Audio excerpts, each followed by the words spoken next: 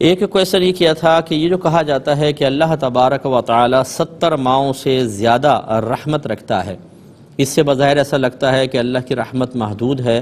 حالانکہ اللہ تعالیٰ کے لیے تو کہا جاتا ہے کہ اس کی ہر صفت لامحدود ہے، تو یہ دونوں چیزوں میں تضاد ختم کیا جائے۔ دیکھیں یہ 70 ماؤں یا 100 ماؤں سے زیادہ مہربان، بعض روایات میں اس طرح کے کوئی الفاظ اگر آپ نے پڑھے بھی ہیں،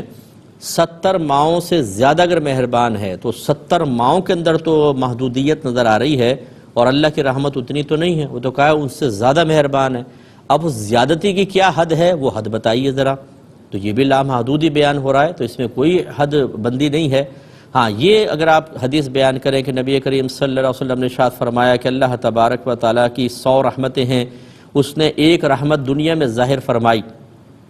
اور اسی رحمت کی وجہ سے ہم ایک دوسرے پہ شفقت کرتے ہیں، ایک جانور اپنے بچے پہ شفقت کرتا ہے، اور 99 رحمتیں اللہ تعالیٰ نے محفوظ رکھی ہیں، میدان محشر میں وہ مخلوق میں عام فرما دے گا۔ اس میں کچھ حد بندی نظر آتی ہے، اس کا جواب دیتا ہوں ایک مختصر سے بریک کے بعد۔ بسم اللہ الرحمن الرحیم، پہلے کالز لیتے ہیں۔ السلام